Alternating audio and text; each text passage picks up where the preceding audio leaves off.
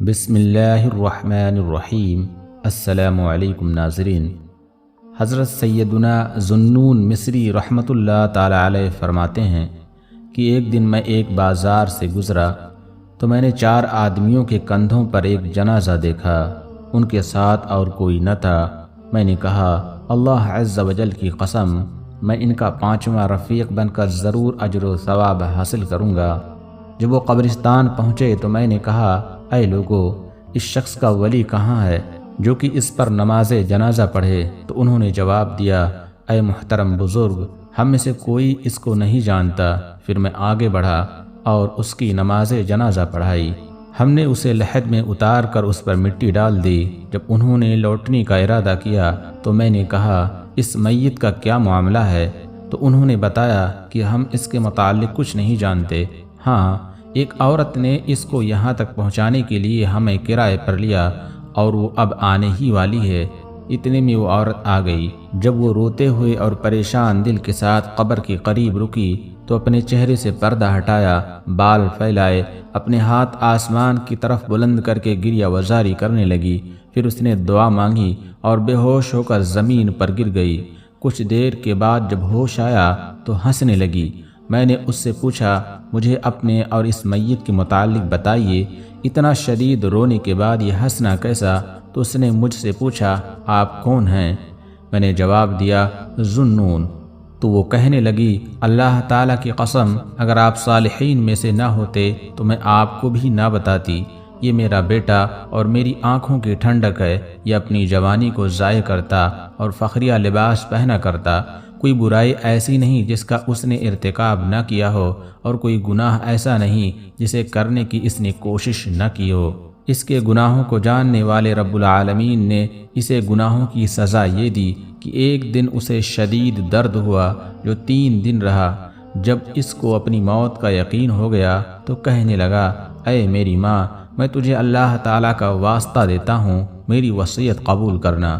جب میں مر جاؤں تو میری موت کی خبر میرے دوستوں، بھائیوں، گھر والوں اور پڑوسیوں میں سے کسی کو نہ دینا، کیونکہ وہ میرے برے افعال، گناہوں کی کثرت اور جہالت کی وجہ سے مجھ پر رحم نہیں کریں گے۔ پھر اس نے روتے ہوئے یہ اشعار پڑھے جس کا ترجمہ یہ ہے میرے گناہوں نے مجھے نماز روزے سے غافل کر دیا، میں نے اپنے جسم کو اتنا علیل و کمزور کر دیا کہ وہ موت سے پہلے ہی مر چکا ہے۔ کاش میں اپنے رب عز و جل کی بارگاہ میں تمام گناہوں سے توبہ کر لیتا۔ اے میرے معبود، وسیع بیابان میں تیرا یہ بندہ حیرت زدہ ہے۔ میرے عیوب سب پر ظاہر ہو گئے، گناہوں نے میری کمر توڑ ڈالی، میری برائیاں بہت زیادہ ہو چکی ہیں اور نیکیاں برباد ہو چکی ہیں۔ پھر وہ روتے ہوئے کہنے لگا اے میری ماں، افسوس ہے اس پر کہ میں اللہ عز و جل کے نافرمانوں میں حد سے بڑھ گیا، افسوس اس دل پر جسے میں سخت کرتا رہا۔ اے میری ماں، تجھے اللہ عز و جل کی قسم، جب میں مر جاؤں تو میرے رخسار کو زمین اور مٹی پر رکھ کر میرے دوسرے رخسار پر اپنا قدم رکھ دینا اور کہنا کہ یہ جزا ہے اس بندے کی جس نے اپنے مولا کی نافرمانی و مخالفت کی، اس کے حکم کو ترک کیا، اپنی خواہشات کے پیچھے چلا۔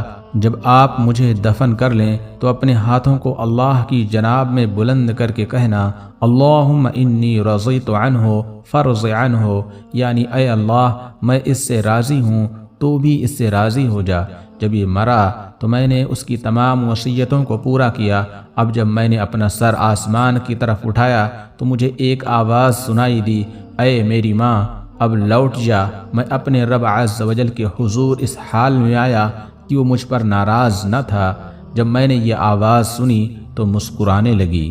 حضرت منصور بن عمار رحمۃ اللہ تعالی علیہ فرماتے ہیں جب بندے کی موت کا وقت قریب آتا ہے تو مرنے والے کی حالت 5 طرح کی ہوتی ہے۔